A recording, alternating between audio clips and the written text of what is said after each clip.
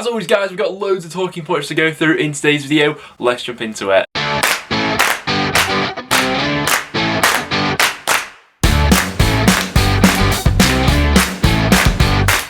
Welcome back to another episode of the Championship Roundup. Now, as always, this video is going to be split into two parts. The first half of the video, we're going to be going over all of the weekend's action, and in the second half of the video, we're going to be making our midweek score predictions, so do get them in the comments down below and get yourself onto the prediction leaderboard. Speaking of the prediction league, this is how the main league is currently looking, so it is still Championship Pro who is leading the way by 5 points at this point in time. I dropped down to 21st in the table after having a pretty average game week, just a 5 points for me. League 1 is currently looking like this. It's Nathan Lewis who's top of League 1 at the moment after dropping down from the main prediction league. Still incredibly close around here though. And then this is how League 2 is currently looking. It's Aiden leading the way with 136 points. So do get yourself onto that prediction leaderboard, but without any further ado, let's jump into these games. Starting out with Friday night's game that had Watford easing past Reading by 2-0, a result which sees Reading drop out of the top 6 for the first time since the 19th of December.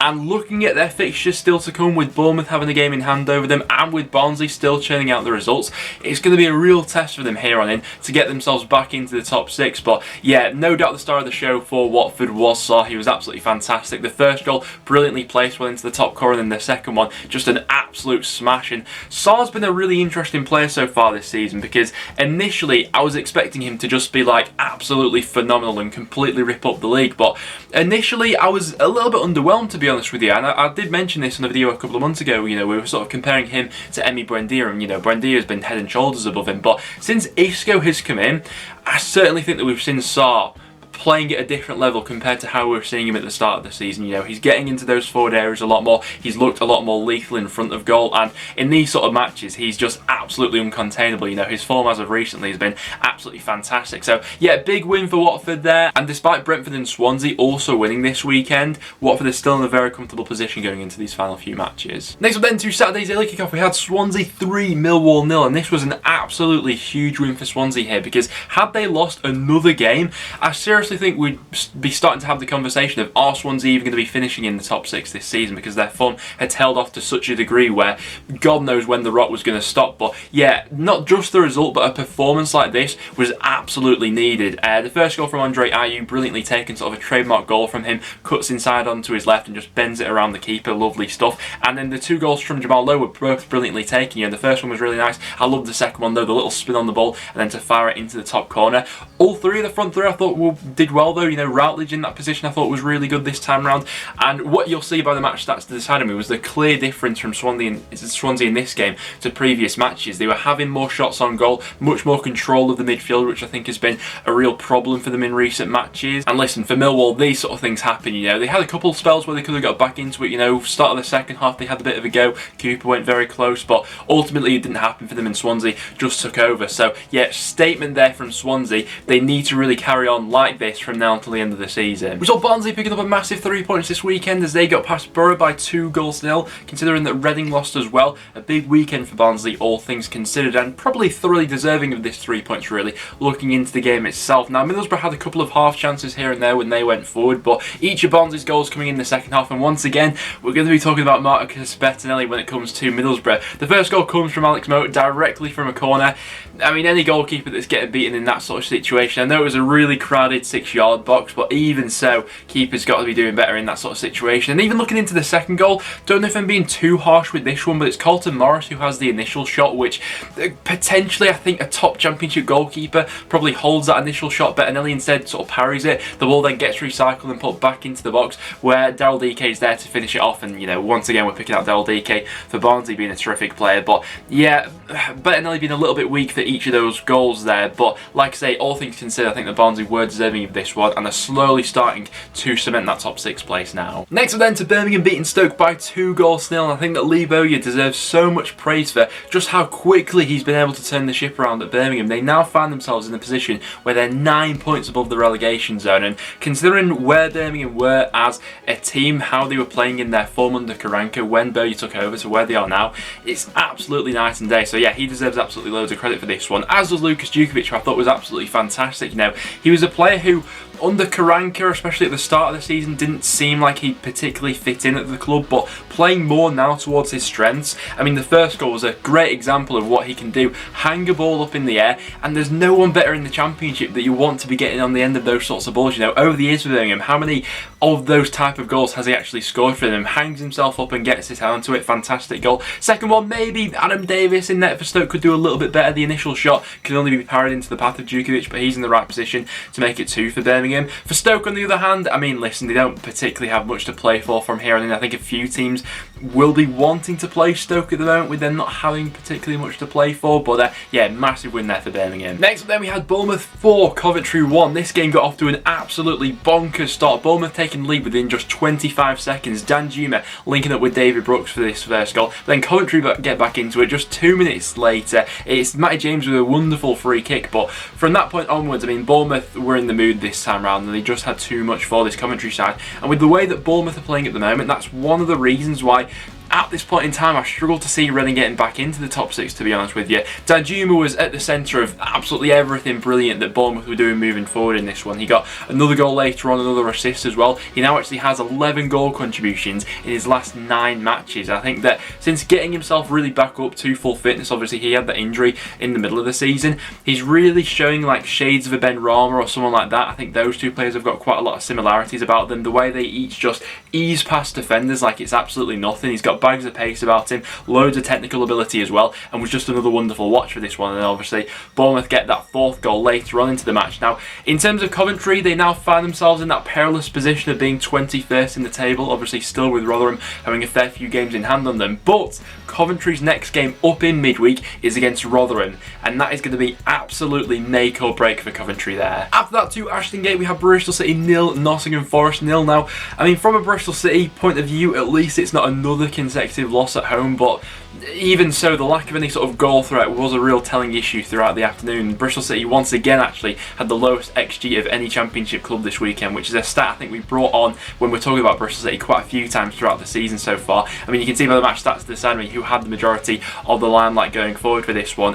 Each side hit the post in the first half. It was Henry Lansbury for Bristol City and Alex Myton for Nottingham Forest. Forest, though, did have the better chances moving on into the second half as well, and we'll probably see this game as an opportunity where they could have potentially won, but the draw in the end, it's not the worst result on the road for Forest. Next then, we had Cardiff 2, Blackburn 2, in a quite interesting game actually. Will Vokes took the lead for Cardiff with quite an inventive free kick, smashed it in to the bottom corner as it was laid off to him, but Blackburn get back into the game just before half time. Alex Smithies having a bit of a howler with this one, letting Adam Armstrong's goal squirm under him. Now, I mean, Cardiff have had a bit of an interesting one when it comes to goalkeepers. They've had obviously Phillips and Smithies sort of battling it out between them for that number 1 spot, but yeah, Smithies didn't exactly cover himself in glory for that opening goal. Cardiff do make it 2-1 in the second half, goal through Joe Ralls, but Blackburn, I think deservedly so, get back into the game with another goal from Adam Armstrong. Obviously having him back is a massive thing for Blackburn.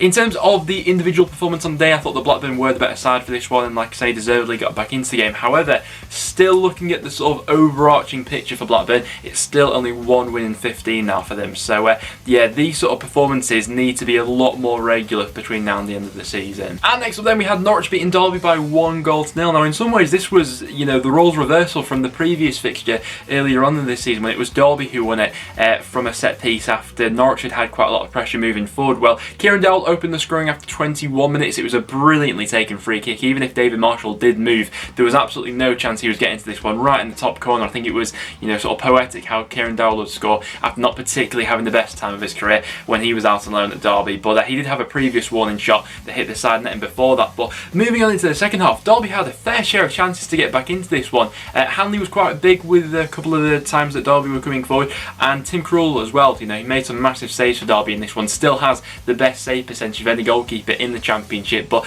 late on, it was Tim Krul who almost made the mistake for this one, giving the ball away to Colin Kazan-Richards. He squares it to Graham Shinney, but he completely fluffs his line and puts the ball over the bar. But yeah, we saw a different side to Norwich in this one compared to the Huddersfield game when all their attacking talent was on show. This time, you know, it was their defenders who were really highlighted when Derby came forward. Derby at this point in time by no means safe, but still have some very big matches coming up, and if we see more of that sort of second half showing from Derby for the rest of the season, you'd think that they'll be alright. Then to a big game at the bottom, it ended Huddersfield 0, Rotherham 0, which I think is pretty typical after each side had an absolute disaster last time out, you know, conceding goals for fun. But despite the 0-0, in the end there were still a fair few chances for each side in this one. I think the best player on the pitch in the end was probably Huddersfield's goalkeeper, Ryan Schofield. You know, we've criticised him at times, maybe not criticised, but, you know, perhaps critiqued him and saying, like, is he ready just yet for this level? But, you know, by far and away, if it wasn't for him in this game, Rotherham probably would have won it. I thought they were the better side, who had the better chances in this game. Lewis Wing had a couple of nice openings, nearly scored a ridiculous free kick from range.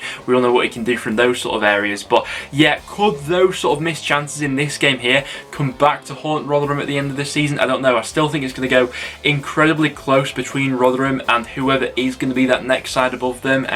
What's interesting now is, I mean, we sort of mentioned it on the last video, but the relentlessness of Rotherham now for the rest of the season in terms of the volume of games they're going to have. They've actually got 2 games in midweek, which is absolutely ridiculous. We'll be predicting both of them at the end of today's video, but yeah, can't help but feel like Rotherham could have won that one. And then we had Preston 0, Brentford 5. Similar to Swansea this weekend, when Brentford most needed the win, they got that in an emphatic style in this one and very much returned to their goal scoring form. I mean, it's annoying because for the opening stages of this game, I didn't think we started out all too badly. You know, we wanted to have a bit of a go at Brentford for this one, but what the game was sort of summed up by was Brentford being absolutely clinical. I think they scored with their first 2 shots on target, and that was a far cry from us, who weren't exactly as inventive and clinical in the final third. I think it's been the case for us all season, to be honest with you. But yeah, and being moving force put Brentford 2-0 up going into half time. And then in the second half, they completely take over. For the first half, despite us being 2-0 down, I didn't think we were, you know, awful or anything like that, and I was still holding out on a bit of hope that we could get back into the game. But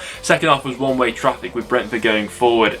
Fosu was one player who I wanted to pick out from Brentford. I thought he was a real live wire for them. I'd like to see him starting in more games for Brentford between now and the end of the season. The third goal that he sets up is wonderful footwork from him and then puts the ball back in for Tony. Canos then gets the 4th, and then Marcondes wraps it up with the 5th. So yeah, Brentford very much needed that for a bit of a confidence booster for them going into these final matches after having the draws they've had lately. Preston, not the best, but if you'd have offered me 4 points out of games from Norwich, Swansea and Brentford before those fixtures, I'd have probably taken that. Next up then we had QPR 4, Sheffield Wednesday 1. Now Sheffield Wednesday gave themselves, I thought at least, a bit of a lifeline in the last game week in that fantastic win over Cardiff, but heading into this one, this was another must-win game for Wednesday. You know, they were in a situation where they needed to have a pretty flawless run between now and the end of the season should they manage to claw themselves back up to safety. But the way they handled this game here, you think it's probably lights out for them after this one. It was not the best starts for Wednesday. It was Dykes with the opening goal, but they did get back into it through Josh Windass. But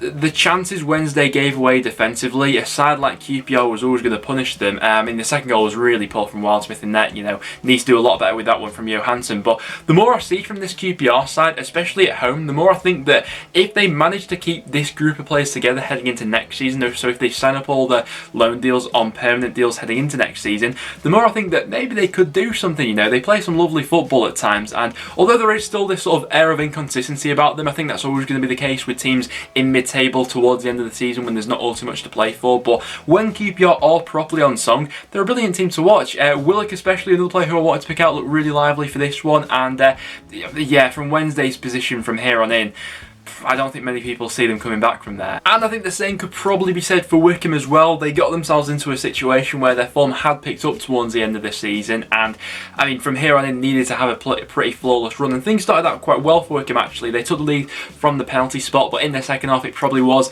that red card which turned out to be the game changer. We'd sort of picked up on Luton a few times recently, and with them, you know, previously hitting that 40-point mark and, you know, pretty much ensuring safety for their season, we maybe said that they've been taking a little bit easy in their last few matches, but certainly turned it on towards the end of this game with 3 goals coming after the 80th minute. Moncur with a free kick was the first one. Luala's finish from outside the box was absolutely fantastic. I remember him scoring sort of a similar goal from outside the box against Hull last season, which was crucial to their survival, and then they wrap it up with the 3rd in the 88th minute. So good win there for Luton. For Wycombe, you'd probably say that's the end of it. You know, all the teams above them pretty much have games in hand, and with that sort of point tally to claw back, yeah, it's probably just going to be one step too far, isn't it? But guys, there we have it. There were all the matches that took place in the Championship over this weekend. As always, do get your guys' thoughts in the comments down below. In terms of my result of the weekend, I think that Swansea beating Millwall 3-0 will be an absolutely massive confidence booster for the rest of the season. Goal of the weekend, there's a lot of contenders. You know, Scar scored a couple of beauties, but